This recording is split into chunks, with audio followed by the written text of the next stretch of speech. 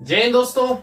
Video शुरू करने से पहले मैं आपको बता दूं कि ये जो वीडियोस हम बना रहे हैं उसके पीछे जो हमारा एम है वो ये है ताकि आप लोगों तक हम लीगल अवेयरनेस पहुंचा सके, यानी आप लोगों तक हम बेसिक लीगल नॉलेज को पहुंचा सके।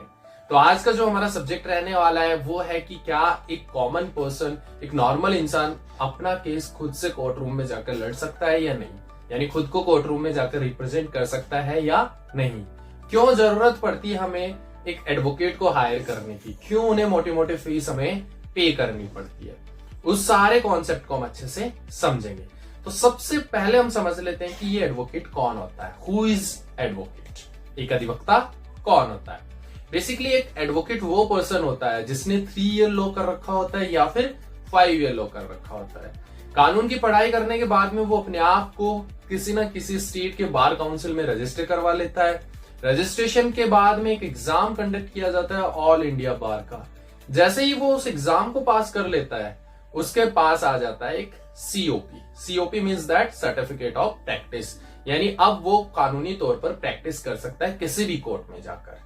वो अपने आप को भी रिप्रेजेंट कर सकता है, वो किसी अदर पर्सन को भी कोर्ट रूम में जाकर रिप्रेजेंट कर सकता है। यहां तक सही है। एक एडवोकेट क्या क्या कर सकता है वो हमने समझ लिया।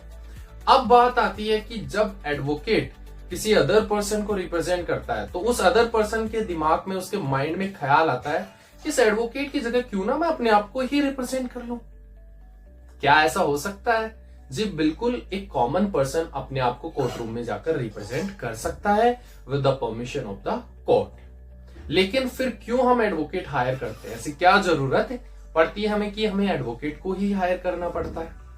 बेसिकली जो एडवोकेट होता है उसको कानून का ज्ञान तो होता ही है, उसके साथ में उसे ये भी पता होता है कि कोर्ट रूम के अंदर क्या क्या रूल्स एंड रेगुलेशंस फॉलो किए जाते हैं, क्या क्या प्रोसीजर रहता है कोर्ट रूम के अंदर, उसको उसकी सारी बेसिक नॉलेज रहती है। उसके अलावा भाषा बहुत बड़ा इशू है हमारी कंट्री के अंदर। अगर हम देखें तो हर एक स्टेट के अंदर डिफरेंट डिफरेंट लैंग्वेज है। फॉर एग्जाम्पल राजस्थान, मध्य प्रदेश, यहाँ हिंदी लैंग्वेज है। किसी भी डिस्ट्रिक्ट कोर्ट में आप जाएंगे वहां हिंदी यूज की जाती है। वहीं हम बगल में चले जाएं गुजरात के अंदर तो वहां गुजराती है। हरियाणा के अंदर हिंदी है, वहीं पंजाब के अंदर चले जाएंगे तो पंजाबी है। महाराष्ट्र के अंदर मराठी है। तो इस तरीके से डिस्ट्रिक्ट कोर्ट्स के अंदर क्या यूज की जाती है, लोअर जुडिशरी के अंदर एक लोकल लैंग्वेज उस पर्टिकुलर स्टेट की।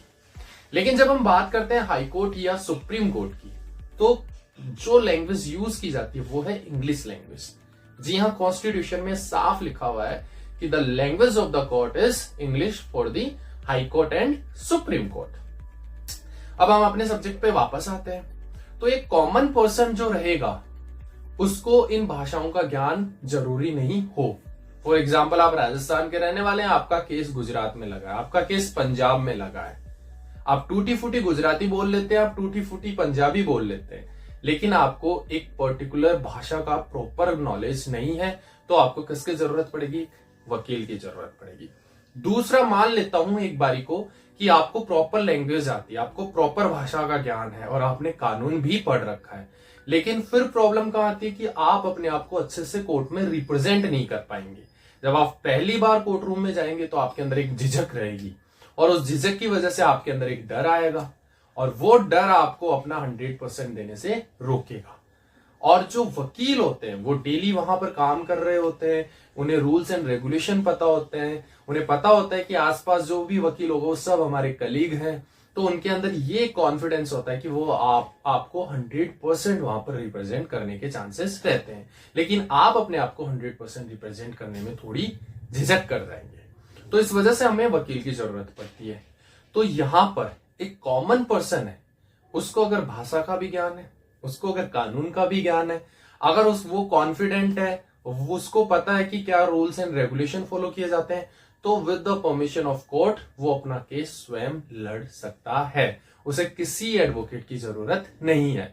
लेकिन वो किसी अदर पर्सन का केस नहीं लड़ सकता। यानी आपके पास कानूनी ज्ञान है, आप कॉन्फिडेंट भी हैं, तो आप अपना केस लड़ सकते हैं, किसी अदर पर्सन का केस आप नहीं लड़ सकते। अगर आपको अदर पर्सन का केस लड़ना है तो आपको एक एडवोकेट बनना पड़ेगा, एक वकील बनना पड़ेगा। तो यहां पर आपका जो कंक्लूजन है वो निकल कर आया कि खुद का केस आप स्वयं लड़ सकते हैं with the permission of the court, यानी कोर्ट से परमिशन लेकर।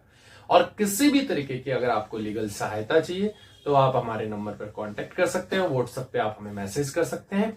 और इसके अलावा इसी तरीके के लीगल नॉलेज के लिए आप हमें फॉलो कीजिए, हमारे यूट्यूब को सब्सक्राइब कीजिए, लाइक कीजिए और बेल आइकन को जरूर प्रेस कीजिएगा ताकि आप तक नए वीडियो का नोटिफिकेशन पहुंच जाएगा। Thank you so much for watching.